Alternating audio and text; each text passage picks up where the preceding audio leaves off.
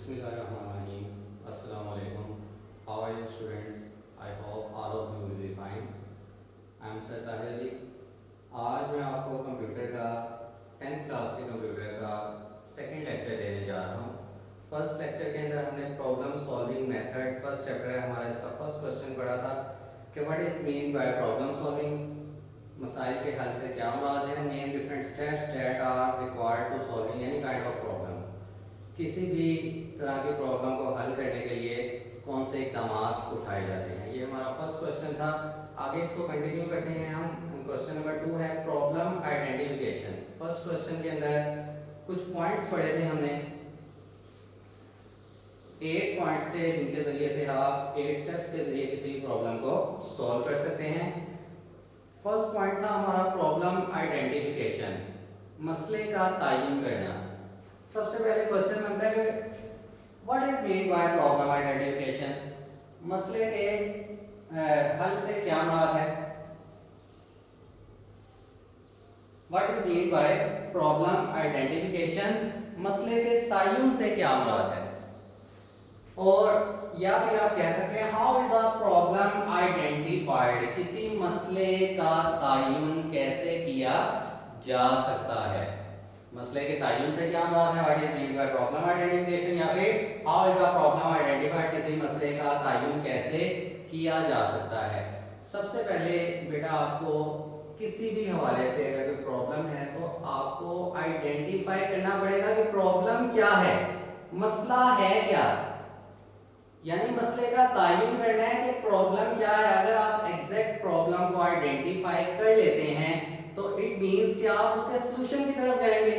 लेकिन अगर आपने प्रॉब्लम आइडेंटिफिकेशन के अंदर गलती कर दी, आप मसले का तयन नहीं कर सकते कि हमें क्या प्रॉब्लम थी, तो डेफिनेटली जब फर्स्ट स्टेप ही हमारा गलत होगा हमें मसले का पता ही नहीं चलेगा. अगर पता चल भी जाए तो वो गलत पता चल जाता है, आपको आइडेंटिफाई नहीं हो पाता कि क्या प्रॉब्लम थी, बल्कि आप गलती पर होते हैं और आप जो प्रॉब्लम नहीं होती उसको प्रॉब्लम समझ लेते हैं. तो ऐसी सूरत के अंदर डेफिनेटली जब आपने मसले का तयन या प्रॉब्लम आइडेंटिफिकेशन ही गलत की होगी तो आप उसका सलूशन भी गलत ही निकालेंगे, वो दुरुस्त नहीं हो सकता कभी भी. Problem identification is an important step to find the correct solution of a problem. A problem cannot be solved correctly if it is not identified clearly. In this step, the problem is observed carefully. The major tasks of perform the obtaining a solution to the problem are identified. In this stage, irrelevant information is removed. यानी जो इस stage के अंदर आप सबसे पहले देखते हैं कि प्रॉब्लम को आइडेंटिफाई कैसे किया जाए. जब आप प्रॉब्लम को आइडेंटिफाई कर लेते हैं तो उसके अंदर मौजूद जो इररेलेवेंट इंफॉर्मेशन होती है उसको रिमूव कर दिया जाता है ताकि वो बार बार रिपीट होकर आपका टाइम वेस्ट ना करे और आपके टाइम सेव करते हुए आप अपने प्रॉब्लम को जल्द अज जल्द जो है उसके सॉल्यूशन की तरफ जा सकें. फॉर एग्जांपल अगर आप एक सिंपल कैलकुलेटर बनाना चाहते हैं, suppose you want to develop a simple calculator, the major identifications to solve this problem are as follows. तो सबसे पहले आपको क्या चाहिए होगा, आप ये जानना चाहेंगे कि इनपुट कैसे किया जाता है. एक कैलकुलेटर कोई आप कमांड अगर देते हैं तो वो उसको एक्सेप्ट कैसे करता है. हाउ बेसिक अरिथमेटिक ऑपरेशन जैसा कि प्लस माइनस मल्टीप्लिकेशन और डिवीजन है, ये ऑपरेशंस कैसे एक सिंपल कैलकुलेटर परफॉर्म कर सकता है. How result should be displayed, कोई भी रिजल्ट किसी भी किस्म का अगर आप कोई ऑपरेशन परफॉर्म करते हैं तो आपका ये कैलकुलेटर किस तरह से उसका रिजल्ट आपको डिस्प्ले कर सकता है, इसी तरह से और कुछ. उसके बाद हमारा नेक्स्ट क्वेश्चन है what is mean by specify requirements. What is mean by specify requirements या फिर why it is important to specify requirements. जरूरतें वजाहत से बयान करना. जरूरतें वजाहत से बयान करने से क्या मुराद है. What is mean by specify requirements और why it is important to specify requirements for the solution of a problem. एक मसले को हल करने के लिए जरूरतें वजाहत से बयान करना क्यों जरूरी है.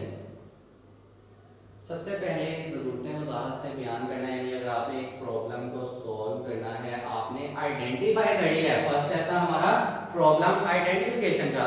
जब आपने एक प्रॉब्लम को आइडेंटिफाई कर लिया तो नेक्स्ट स्टेप हमारा दूसरा जो स्टेप है वो आता है ज़रूरतें वजाहत से बयान करना या फिर स्पेसिफाई रिक्वायरमेंट्स, कि हमने इसके सॉल्यूशन की तरफ जाना है, इस प्रॉब्लम को सॉल्व करना है। तो सॉल्व करने के लिए हमें कौन सी चीजें रिक्वायर्ड होंगी जिसके जरिए से हम इसका बेस्ट सॉल्यूशन चूज कर सकते हैं। तो इस काम के लिए सबसे पहले हम उसको लिस्ट आउट करते हैं, तरतीब लगाते हैं, उसकी एक लिस्ट बनाते हैं कि हमें ये चीजें रिक्वायर्ड हैं, ये जरूरत है, इन चीजों की जरूरत है जिसके जरिए से हम किसी प्रॉब्लम को सॉल्व कर सकते हैं, उसका सॉल्यूशन तलाश कर सकते हैं। Specify requirements is very important step to solve a problem. In this stage, the user requires a specified clearly so that a proper solution to the problem can be decided.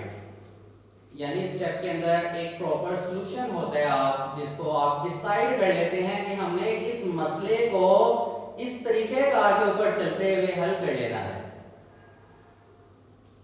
A requirement document is prepared for the system that will be used for the solution of a problem. This document describes the features of the system and the restrictions under which it must operate, etc. The requirement document also contain all the functional interfacing requirements, the formats of the input and output, etc. यानी आपने तरतीब लगा लेनी है list के ऊपर कि कौन कौन सी चीज़ें हमें किसी भी प्रॉब्लम को सॉल्व करने